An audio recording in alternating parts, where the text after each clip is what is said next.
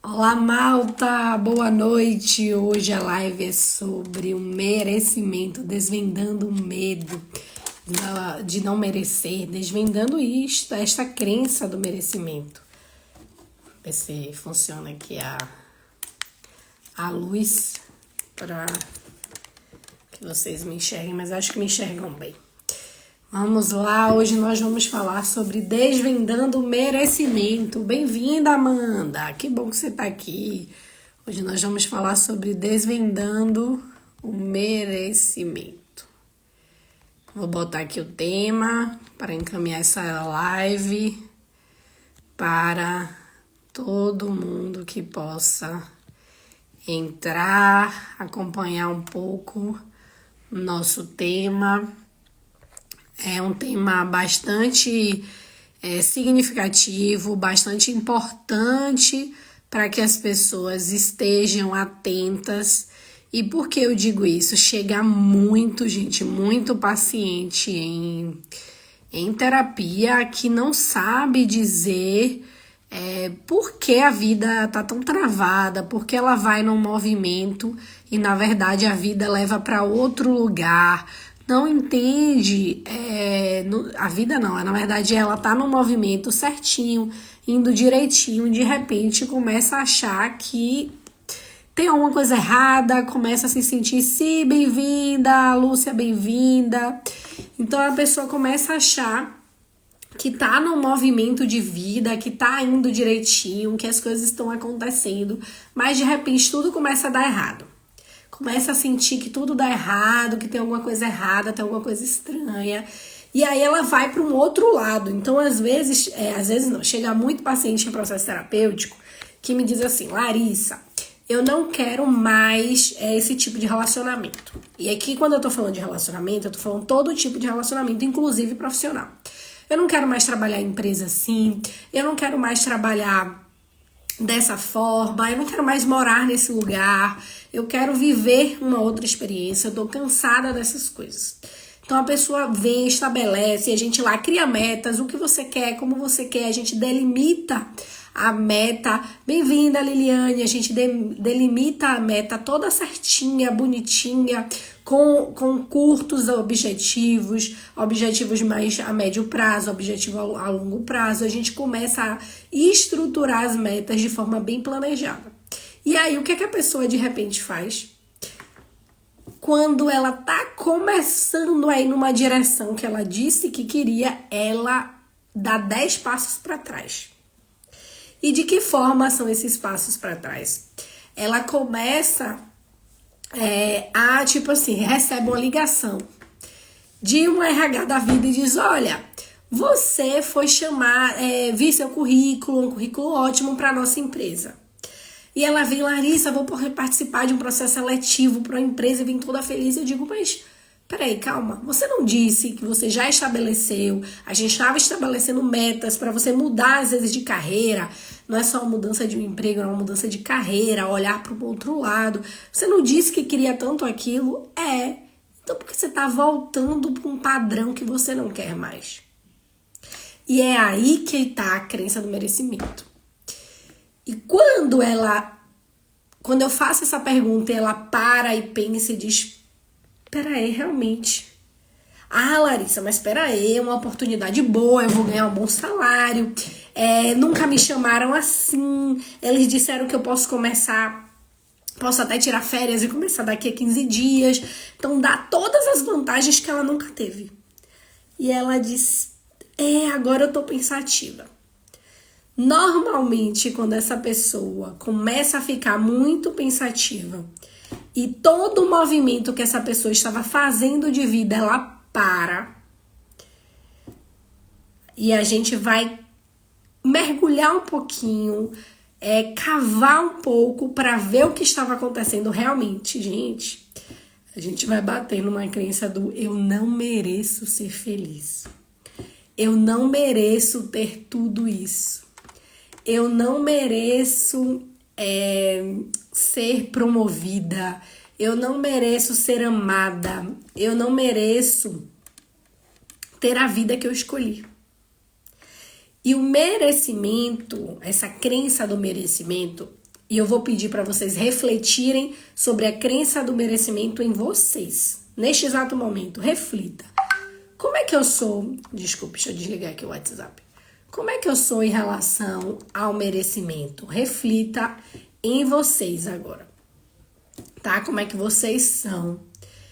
Como é que essa crença do merecimento tá na vida de vocês? Eu vou falar algumas crenças e eu vou pedir para que vocês analisem se vocês realmente sentem que essas crenças pertencem a vocês. Então vamos lá. Primeira crença, eu não sou boa o suficiente. É uma crença ligada ao merecimento. Então se você pare agora, respire e pense. Eu penso que eu não sou boa o suficiente. Essa é uma crença ligada ao merecimento. Eu não mereço ser feliz. É outra crença ligada ao merecimento.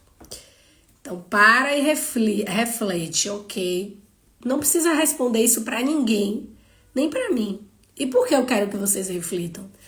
Porque se a gente escuta, eu não mereço ser feliz, a gente diz, não, eu mereço sim, de cara. Mas quando você analisa por trás, que nem esse exemplo que eu dei no início, você começa a perceber que, na verdade, você acha que você realmente não é boa o suficiente. E aí você acha que realmente, lá no fundo, você realmente acredita que você não pode ser feliz. Eu não mereço ser amada. É outra crença que as pessoas carregam muito. Eu não mereço ser amada. E aí quando você vai olhar, quando a gente fala assim, eu não mereço ser amada, aí todo mundo diz, não. Assim, eu acho que eu preciso ser amada assim. Eu acho que eu mereço ser amada. E a gente diz, acha. Então, por quê? Aí quando a gente vai lá, né? Então me explique pra que você está se relacionando com pessoas que nunca têm disponibilidade afetiva para estar com você. Aí a pessoa para e fica. Não sei. Chega, perde a voz. E o que é isso? É porque, na verdade, lá no fundo, ela acha que ela não merece ser amada. E é por isso que ela só está buscando pessoas indisponíveis afetivamente. Mas se eu perguntei a essa mesma pessoa e ela me disse, não, eu acho que eu mereço ser amada, mas todos os comportamentos ao redor da vida dela mostram que ela vivencia essa crença. Então nem sempre a crença, quando ela é dita assim, o outro não reflete, responde no automático, não percebe que carrega uma crença. Uma outra crença, eu não mereço ser bem-sucedida. Muitas mulheres, por exemplo, que eu atendo hoje, chegam com essa crença. E como é que fica evidente para mim?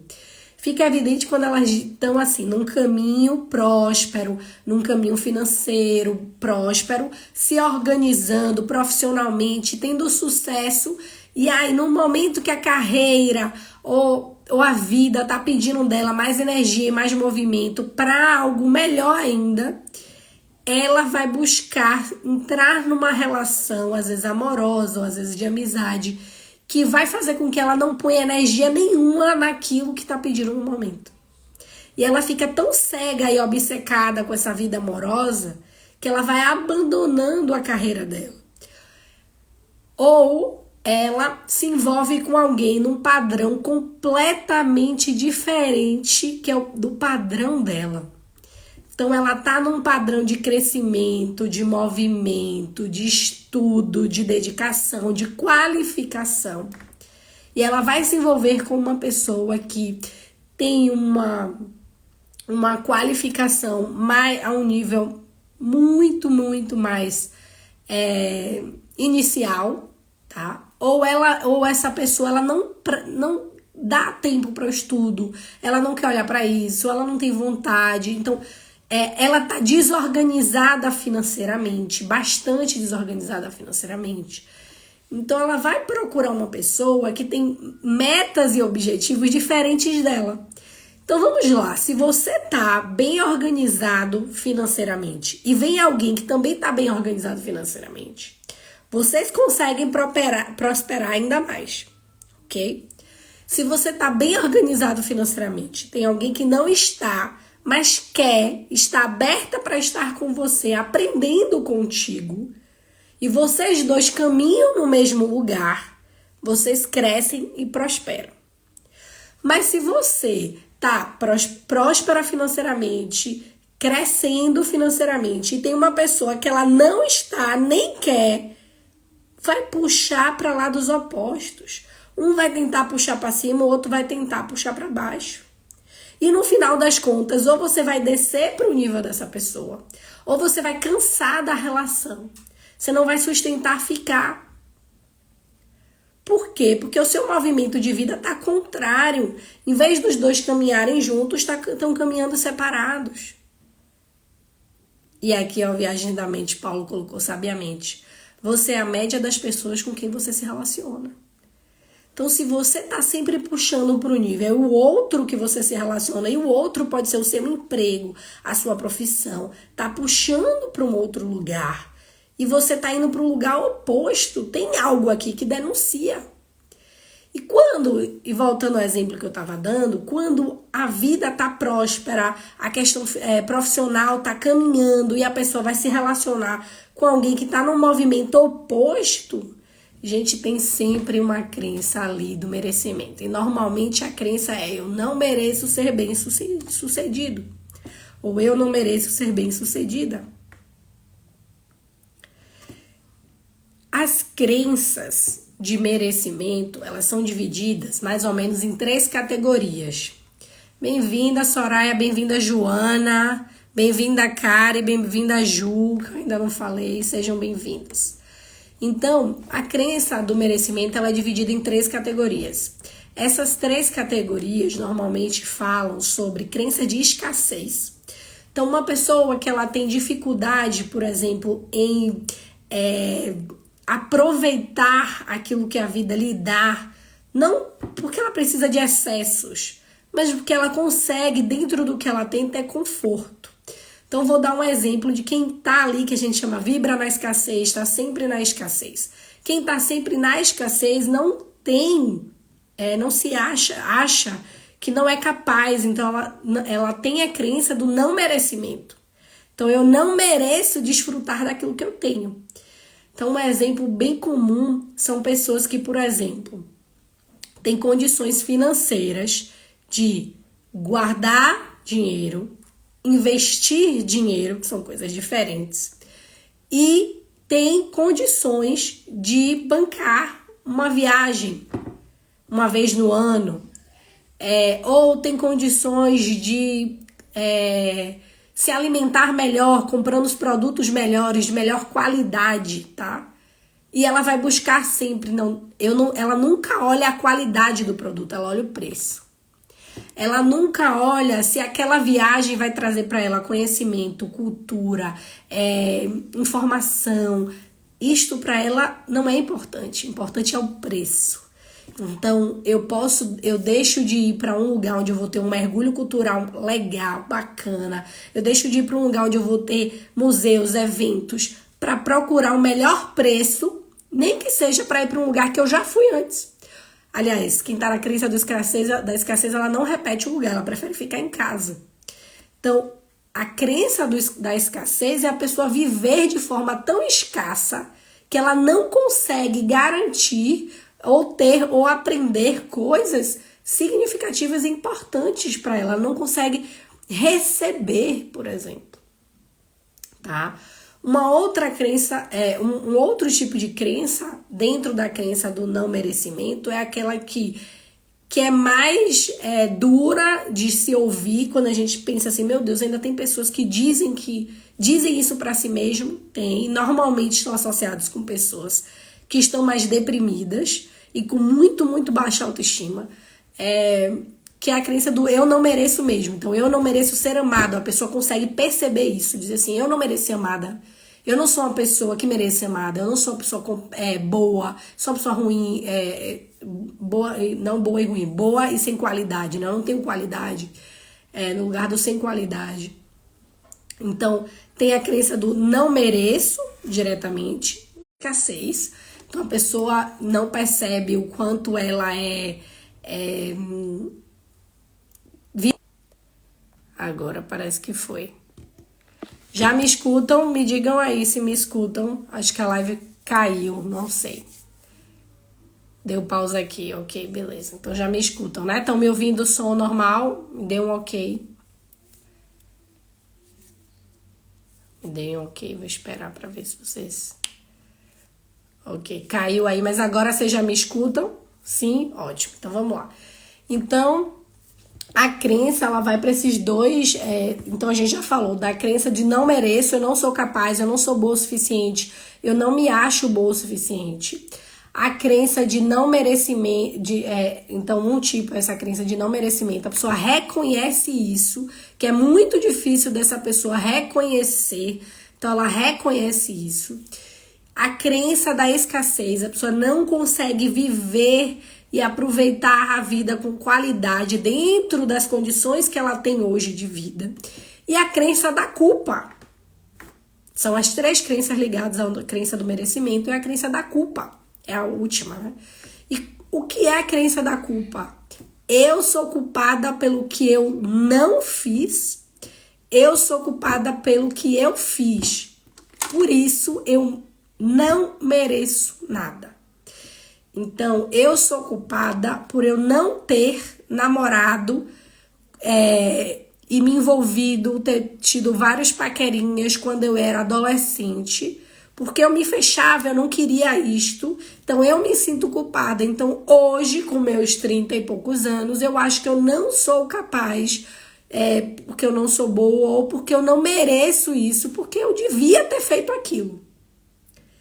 Então, como ela acha que ela deveria ter feito aquilo, ter paquerado na fase, né, lá da adolescência, da entrada da vida adulta, como ela acha que ela deveria ter feito isso, ela hoje, aos 30, porque não fez, ela se sente culpada.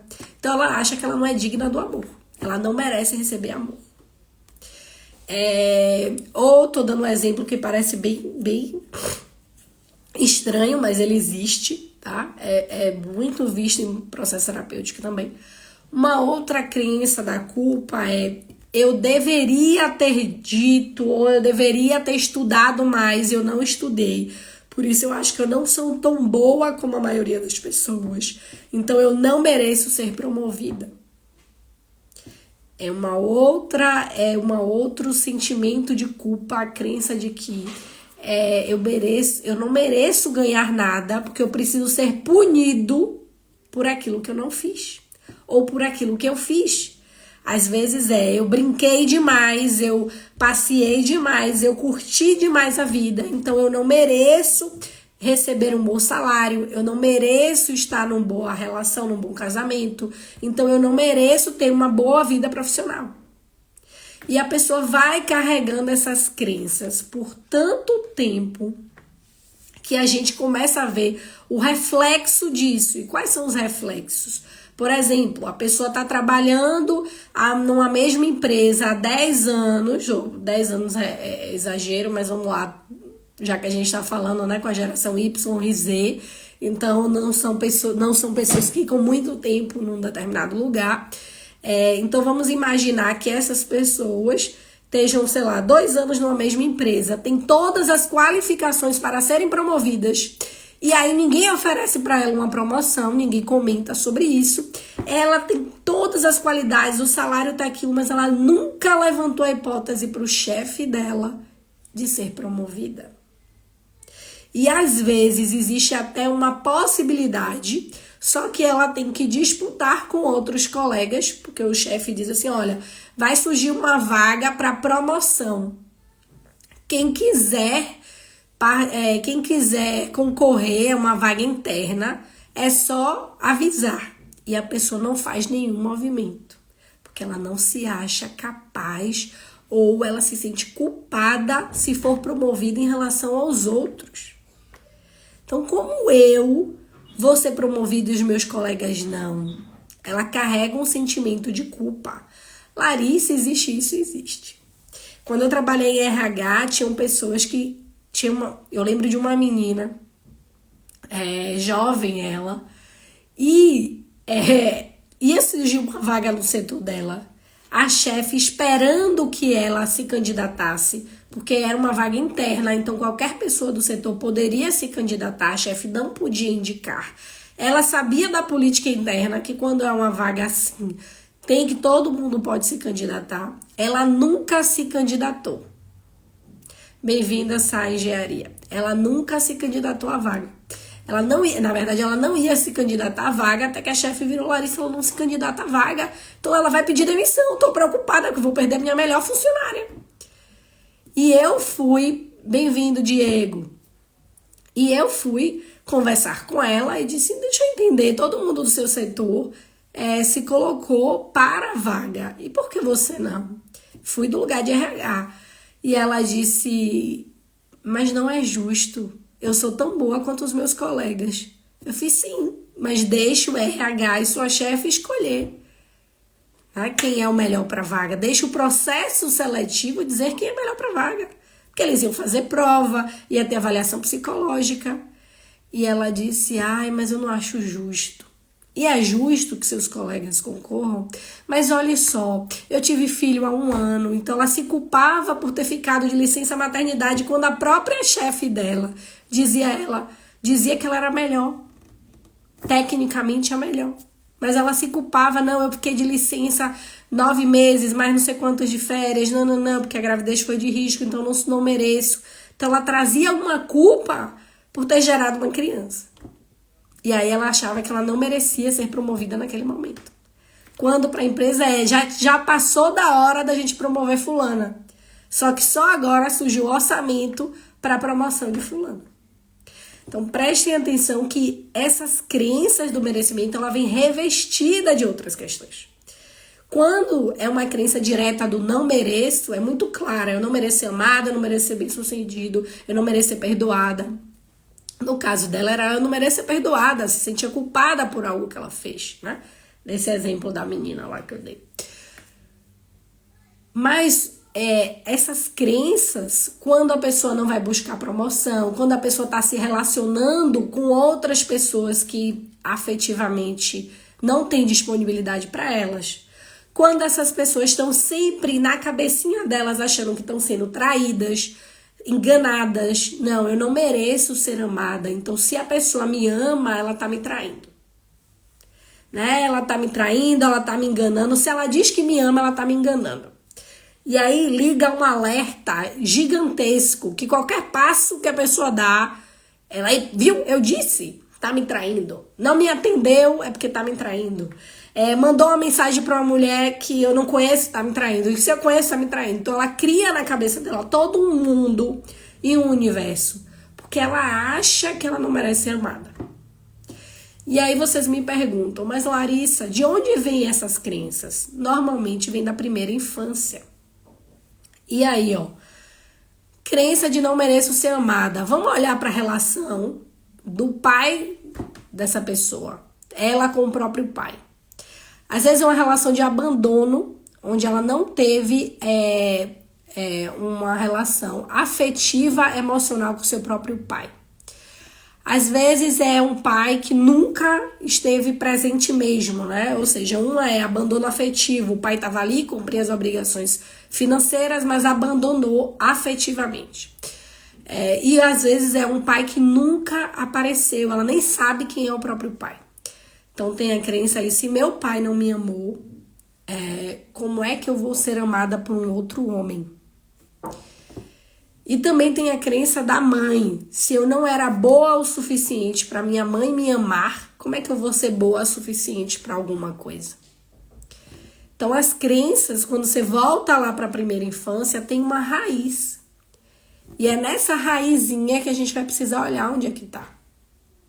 Essa crença do eu não mereço ser perdoado, quando a gente vai lá para a infância, esse sentimento de culpa, e que você começa a observar desde da gestação, onde essa criança foi gerada, tem uma coisa de que eu não queria ter o filho, não era o momento, eu engravidei. Essa menina cresceu ouvindo isso.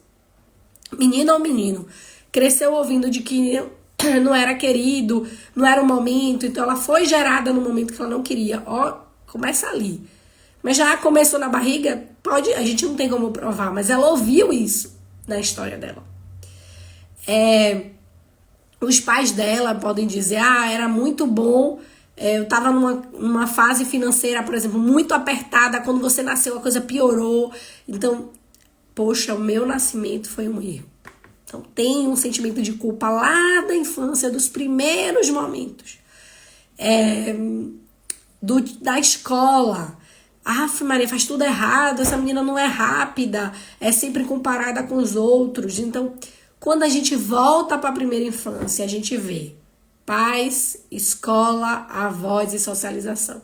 É lá nessa estrutura da personalidade que essa criança foi crescendo e entendendo que ela não era boa o suficiente. E aí eu vou dar um exemplo meu, né? Eu cresci ouvindo na minha primeira infância, lá na minha escola, lá do primário, que eu não era atenta, que eu era desligada, que eu não estudava bem, que eu era tudo de negativo, né? Sei lá, tudo de desorganizada, que eu não sabia, não era inteligente, eu sentia isso. Aí eu perco o ano, eu não sei bem se eu perdi o ano ou se eu fui retida, né? Ou seja, talvez eu tivesse até nota para passar, mas não foi dada essa nota para passar para que eu ficasse retida e amadurecesse. Então tinha assim não tinha um amadurecimento emocional para avançar para o ginásio. Então eu fui retida no 4º ano. E aí, o que é que aconteceu? Sendo retida no 4º ano, eu comecei a entrar em contato com pessoas mais da minha idade. Então, a crença que eu fui carregando desde a primeira alfabetização até o 4º ano, que eu era ruim, quando eu vou para o 5º ano, no ano seguinte, aliás, no 4º ano repetido, que eu entro em contato com colegas mais, assim, emocionalmente mais parecidos comigo, eu começo a dizer assim, opa, se calhar não sou tão ruim. E aí eu começo a me desenvolver 5º, 6º, 7º, entendendo que, opa, eu tenho dificuldade aqui em umas matérias, mas outras não. Opa, eu sou boa aluna nisso. Opa, eu gosto de ler. Opa, eu tenho qualidades a nível de inteligência, né, educacional, que eu nunca tinha percebido antes. E aí eu cresço. Só que aquela crença de que eu não era boa fica lá embaixozinha, né? Porque de repente veio uma coisa assim, ok, você não foi boa aqui, mas você foi boa aqui em algumas coisas e outras não. E eu sempre começo a duvidar, mas será que eu sou boa o suficiente?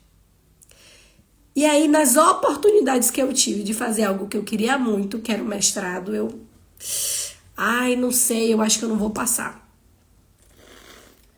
Eu acho que eu não vou ser boa o suficiente para passar, para ter nota. Então, eu nunca concorria realmente. Até que o meu movimento de vida me leva, para esse lugar que eu tinha aqui, que era uma oportunidade eu concorrer, e eu estava insatisfeita no trabalho. Eu disse, olha, agora pode ser uma oportunidade. Se eu perder, perdi. E eu vou concorrer no mestrado. Nessa hora que eu vou pro mestrado, eu vou pro lugar onde tinham mais vagas e menos chances de pessoas quererem, que eram desastres, né? Ou seja, hoje em dia, depois da pandemia, isso é bem, né, as pessoas procuram, mas antes da pandemia não tinha essa procura. E eu queria naquilo, aí eu botei em terceiro, aí eu não queria, eu disse, isso pode ser legal, mas não tinha desejo mesmo, eu queria em saúde mental. E aí eu botei o terceiro lugar, saúde mental. Eu passei no primeiro lugar, passei no segundo lugar e passei no terceiro lugar.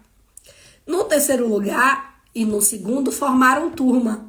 Aí eu escolhi ficar no terceiro lugar. O primeiro lugar não formou turma. Então eu escolhi ficar no terceiro lugar e vim fazer o mestrado.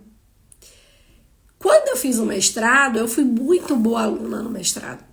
Tive muitas boas notas, saí com uma média alta. Minha tese, eu não tive dificuldade para escrever a tese. Minha tese estava pronta quase um mês antes, eu fiquei ali enrolando para não entregar logo, porque senão eu perdi a graça. Eu estava amando fazer aquilo, amando me ver naquele lugar. Mas só aí no mestrado que eu desconstruí aquilo lá da primeira infância. Claro, em processo terapêutico, né? Que na terapia eu já tinha percebido isso com minha terapeuta, Lembre que psicólogo precisa fazer terapia. Eu já tinha desconstruído, opa, tem algo aqui. E aí, no processo terapêutico, eu olhei para isso e disse, não, preciso dar lugar. Mas a coragem só veio no mestrado. Quando eu passo em saúde mental, eu digo, opa, é aqui. E aí eu acreditei naquilo, mesmo ouvindo de uma professora do curso, coisas do tipo, brasileiros não são bons o suficiente, olhe, cuidado porque é brasileiro, ou cuidado porque você vai desistir, cuidado porque o mestrado é isso. Então, muita pressão. Num momento onde tinham poucos brasileiros, né, em Portugal, em relação ao que se tem hoje. Então, ouvindo muito aquilo poderia acabar com minha autoestima e eu dizer, eu não sou boa para isto. Mas como eu já tinha feito lá o processo terapêutico, eu sabia como eu podia tratar aquilo. Então, quando veio a enxurrada, eu disse, opa, não, agora eu vou provar que eu sou boa o suficiente. Agora eu vou tirar excelentes notas para mostrar que eu sei o que eu quero. E aí, gente, eu fiz o mestrado, tirei boas notas, defendi, foi maravilhoso. Mas eu precisei passar por esse processo de amadurecimento em relação à crença que foi incutida lá da primeira infância. E é por isso que, se você percebe que você tem crenças tão enraizadas, vocês precisam trabalhar essa crença em vocês. Porque vai chegar um momento onde a cobrança é grande e vai atrapalhar a sua vida de alguma forma. E essa semana eu vou falar sobre os bloqueios emocionais do meu Instagram, vou trazer casos, e vou passar a falar agora sobre bloqueios emocionais. E todos os bloqueios emocionais têm crenças por trás. Tem algo que não faz você crescer. E vou mostrar para vocês a importância, como eu dei o meu exemplo, vários exemplos aqui durante essa live, de desconstruir isso para você ter a vida que você merece. Uma vida mais leve, mais plena, escolher aquilo que você quer ao longo da sua vida. Tá bom? Obrigada por estarem comigo aqui hoje. Nós falamos sobre desvendando merecimento. Lembrem, a live só fica até amanhã. Amanhã eu tiro a live e mando ela lá pro YouTube, pro canal do YouTube, Lari Bride, podem procurar lá. Semana que vem, na próxima terça, eu volto com mais um tema ainda dentro de bloqueio emocional. É o que eu vou tentar aqui trabalhar, que eu vou trabalhar nesse ano de 2024 com vocês, meus seguidores, sobre bloqueios emocionais. Obrigada a todos que estiveram aqui. Mandem essa live para quem vocês acham que precisam ouvir sobre esse conteúdo. Beijinhos, boa semana.